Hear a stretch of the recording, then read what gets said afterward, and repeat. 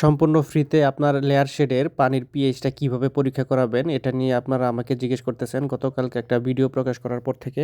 তো আজকে আমি আপনাদেরকে বলবো যে কিভাবে সম্পূর্ণ ফ্রিতে আপনার লেয়ার শেডের পানির পিএইচটা পরীক্ষা করাবেন। তো সেজন্য আপনার যেটা করতে হবে যে কোনো একটা কোম্পানি থেকে আপনার মেডিসিন নিতে হবে এবং সেই কোম্পানিকে আপনার জানাতে হবে যে আপনার লেয়ার শেডের পিএইচটা আপনি পরীক্ষা করাতে চান এবং তাদের ওষুধটা ব্যবহার করার পরে পিএইচ কতটা নামে সেটাও আপনি দেখতে চান।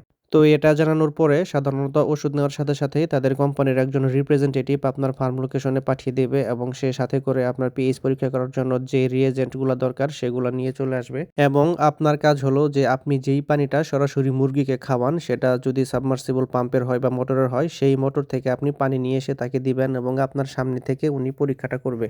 পরীক্ষার পরে আপনি নিজেই মিলে নিতে পারবেন যে আপনার পানির বা লেয়ার শেডের পানির পিএইচটা কত। এটা খুবই সহজ এবং সিম্পল।